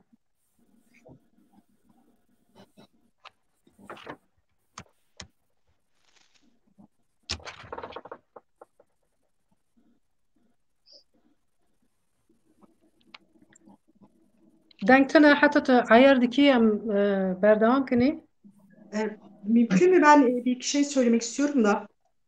Tabii ki, buyur. Şimdi şöyle yani bütün arkadaşlara bu arada teşekkür ediyorum bilgilendirdikleri için ama şimdi toplumsal cinsiyetçilikten bahsedilirken ya da hani işte roller biçilirken biz şunu da bu kısmını biraz hani es geçtiğimizi mi düşündüm ya da aslında hepimiz bu noktada duyardayız ama dile getirmedik belki. Mesela sistemden bahsediyoruz ya da işte vahşi kapitalizmden bahsediyoruz ama örneğin devlet ya da işte devlet dediğimiz oldu ya da egemen olan güç yönelirken yani şu şekilde yapmıyor. Toplumsal cinsiyet rollerine göre yapmıyor. Ya da toplumdaki o yani örnek vereceğim sadece işte örneğin Nagihan Akarsel'den bahsettik. Kendisinin jeoloji uzmanı olduğunu ve bu konuda araştırmalar yaptığını biliyoruz ve kendisi sivil yani şöyle söyleyeyim bizim Kürt özgürlük hareketindeki her alan tabii ki önemlidir ama bir de işte bizim birinci alandaki arkadaşlarımızı söylüyoruz ama bunun dışında devlet ya da sistem dediğimiz şey öyle bir yükleniyor ki sizin sivil dediğiniz yani yazarlarınıza, sanatçılarınıza ya da işte sizin o toplumsal roller içerisindeki küçücük kıpırdanmalara, feminal dayanışmalara ya da işte örneğin yani hani değinildi aslında ama hani biraz dikkatimi çekti. Sultan arkadaş bu noktada birikimli ve bir arkadaş olduğu için hani bu kısmının yani roller biçiliyor ama yüklenirken sistem o rolleri kendi çıkarına göre kullanırken karşısındaki varlığın bazen şey kimliğini çok öne çıkartmıyor saldırırken. Yani hani bunun elinde silah var mıdır? Silah yok mudur? Bu bana ne kadar tehlikelidir? Bu bana ne yaparı çok ince hesaplıyor. Ve biz bazen düşünüyoruz ve hani çok yani düşünsel bir savaş da oluyor. Yani hani ve acımasız yaklaşıyor. Yani gerçekten vahşi kapitalizm yani kendi rolünü çok daha acımasız oynuyor.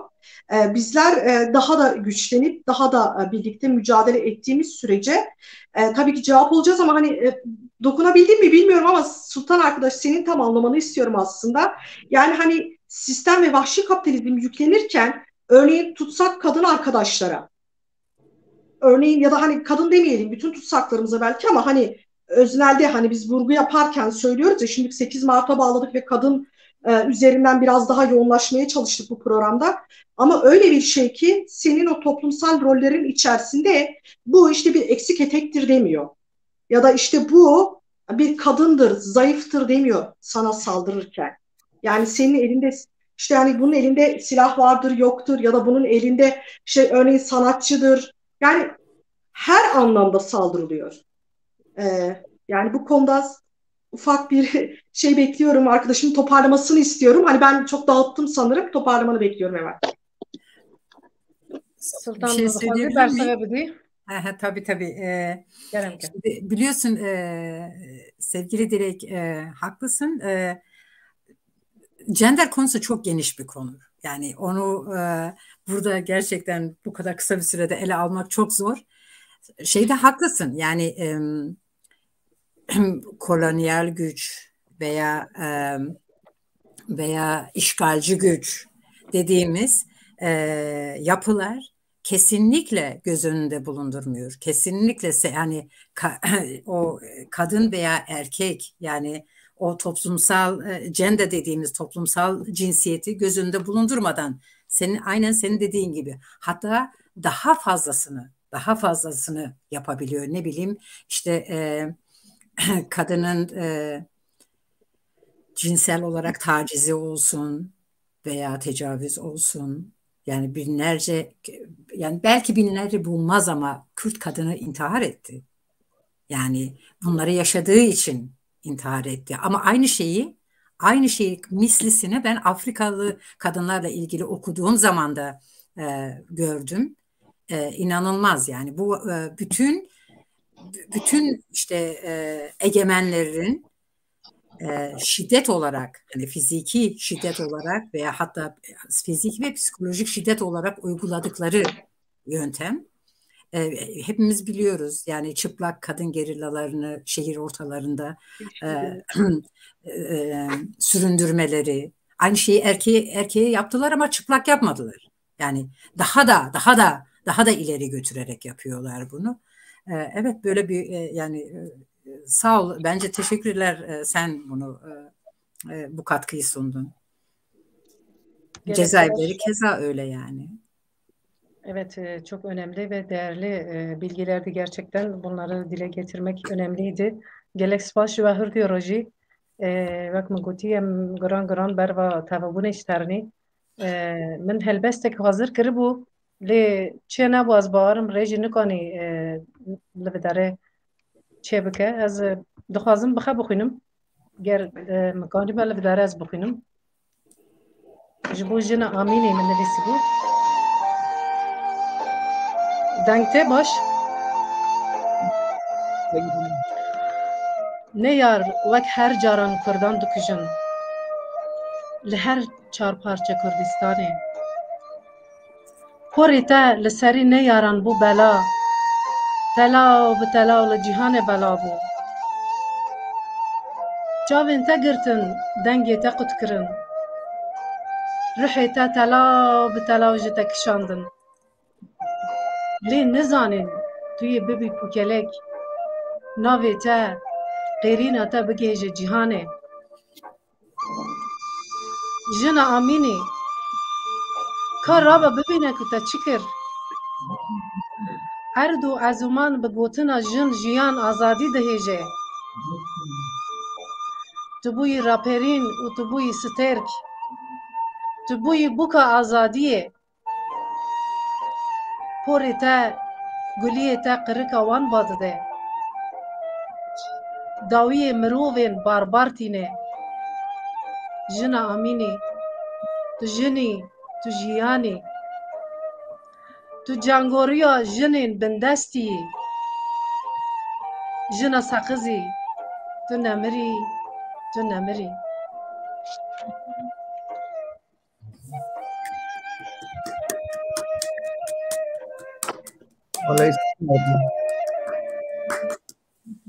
gelek spas me tiştekî din amade kiribû çe nebû me jî zindî xwan hêvîdarim jê hez kiribe Ben geliyorum da. Gran berva tavabûnê warnî ez dixwazim baş çêbû gelek spas Valla ya em yani hissi bund çavad bejim. İhtiyar bunu. Bizi çok duygulandırdı demek istedim. Aynen. Gelek spas من هر هبن ام دخوازم پیام اوی پاشی بگرنی سلطان هوالبری وی از دخوازم بپرسم kampanya ما هیکانه جبو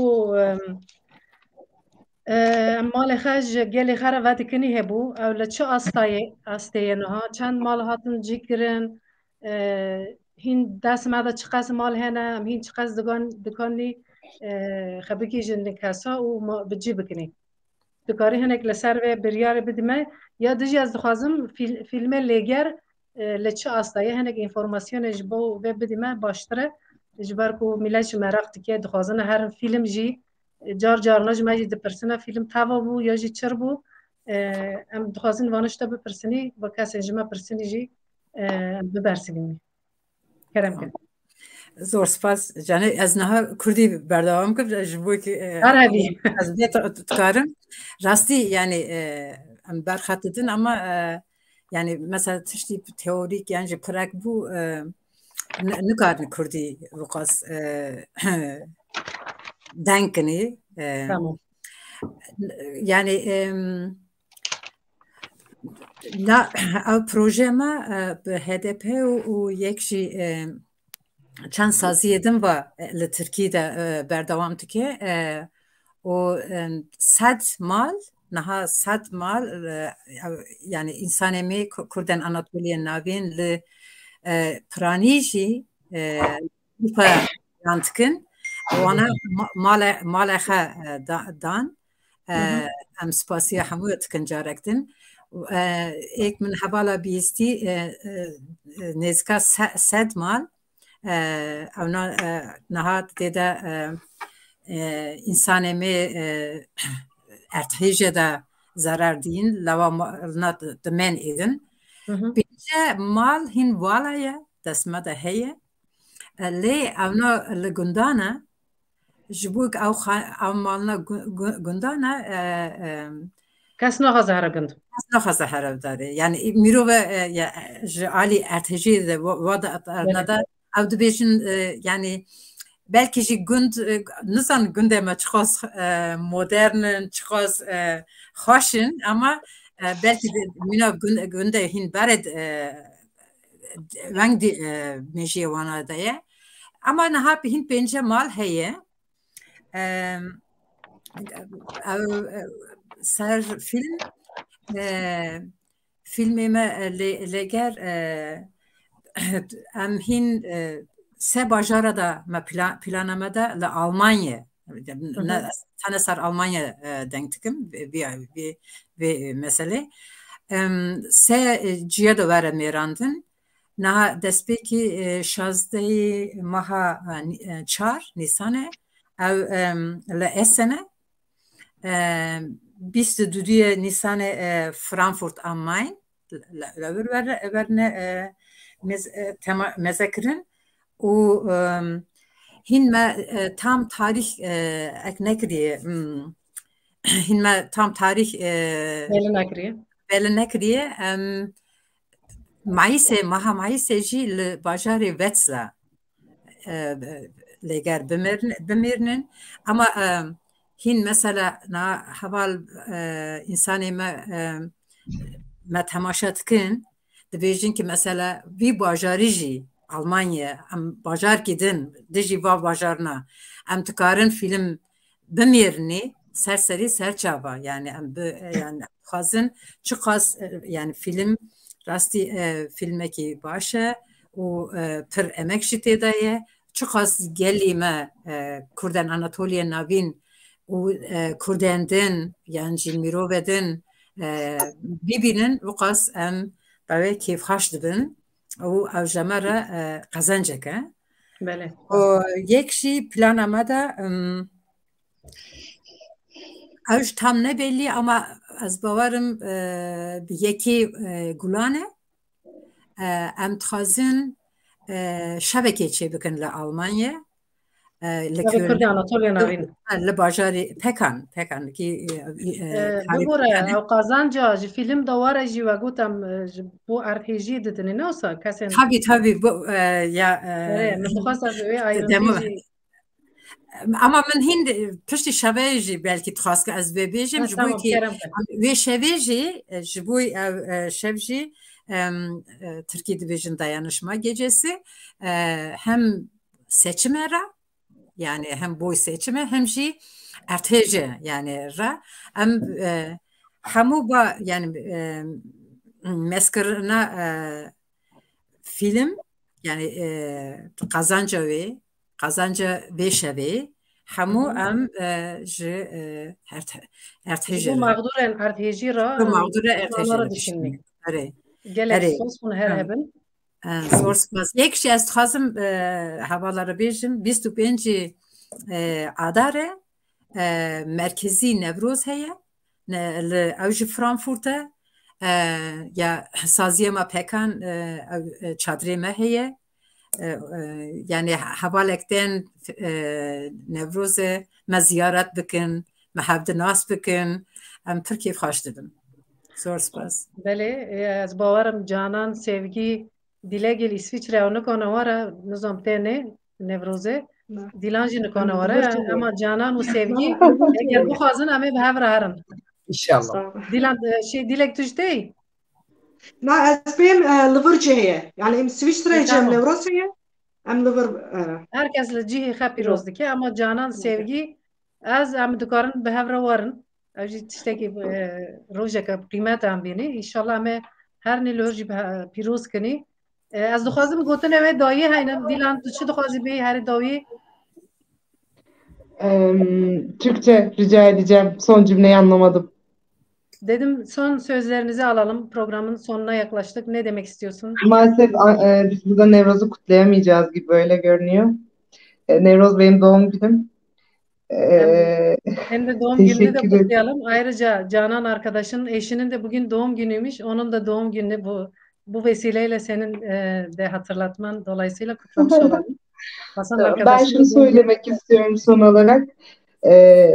Bugün bir Alman gazetesinde Jinjiyan Azadi sloganını gördüm. Bu tabii ki bütün dünyada yankı bulunması maalesef Mahsamini olaylarından sonra oldu belki ama bence bunun altyapısını Kürt kadın hareketi oluşturdu. Yani o barbarlara, IŞİD'e karşı savaşan, o kara çarşafı üzerinden atıp ilk sigarasını yakan kadınlar bu sloganı aslında dünyaya yaydılar. Son olarak ben de bir şey söylemek istiyorum. Ben şuna inanıyorum. Kadın özgür olmadıkça herkes cinsiyetsizdir demek istiyorum. Önce kadın özgür olacak. Ondan sonra özgür bir toplum ardından gelecek. Son söyleyeceğim bu. Kadın özgürleşmedikçe hepimiz cinsiyetsiziz. Hatta gijin azad naba, civak azad naba emci beni. Gelek spas. Canan tu çi dixwazî bê? Ne söylemek istersin son olarak? Valla programa katıldığım için hepinize teşekkür ediyorum. Güzel bir programdı. Ben de arkadaşın dediği gibi kadın özgür olmadığı sürece yaşamda hiçbir ilerleme olmayacağını düşünüyorum. Jin Cihan Azadi diyorum.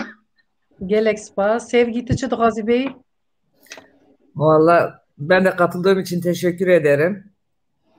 Güzel bir geceydi. Valla yani bir toplumu kadınlar yetiştirir. Onun için benim sadece demek istediğim her anne yetiştirdiği kız ve evladına dikkat etsin. İkisini eşit tutsun. Jinjiya Azadi. Gelek spas.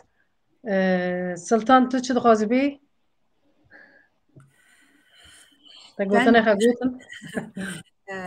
Bu akşamki programa bu güzel kadınlarla birlikte olduğum için çok sevindim. Teşekkür ederim bu programa katıldığım için. Ve de daha güzel, daha eşit, daha sınıfsız, sömürüsüz bir toplumlarda buluşmak dileğiyle ya. Yarınlarda buluşmak dileğiyle diyeyim. Sevgiler. Gelek spas. Gelek tu jî her hevî dilek.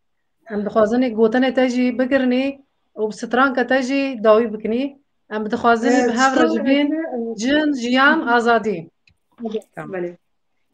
Kerem. Ben de sadece şunu söylemek istiyorum. Ben de teşekkür ediyorum ve Pekan Jin'a ve Pekan çalışanlarına da ayrıca teşekkür etmek istiyorum.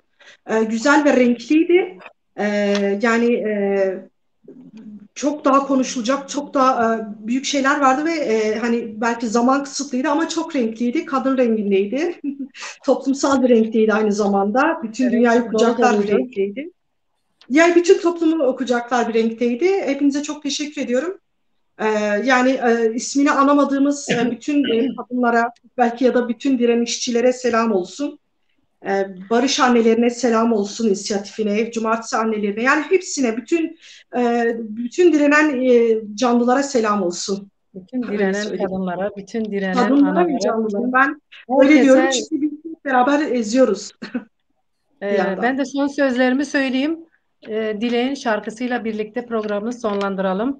Haşte adare tekoşina jineye, haşte adare khwastina wek heviye, haşte adare xwedîdarketina mafê xwe ye, haşte adare bi dawîkirina poletiyê xulantiyê, haşte adare destpêkê biharê, berva çûyîna Newrozê, bi rihê haşte adare em Newrozê dixwazinî berva Newrozê hernî bi rihê heştê adarê em dixwazinî Newrozê pîrozkinî. Heta programeke din, heta bernameyeke din bimînin di xêr û xweşiyê de bi xatirê we dilek ji te re niha.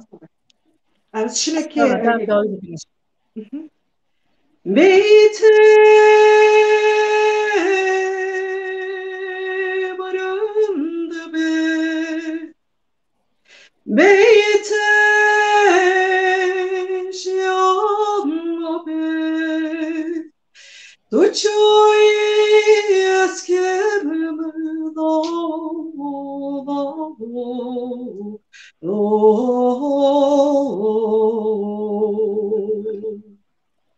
ne sare ne jigerime, ne reşele sıpiye, tuçuy eskemla ne,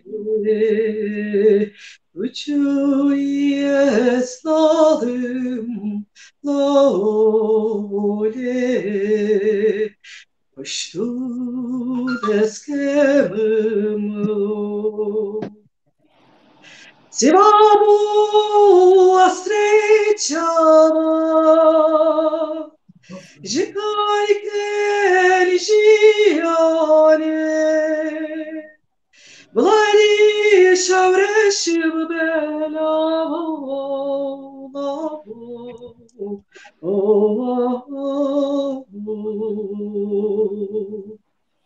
Nема denk didaşyay zozam Edinaye roşen ironi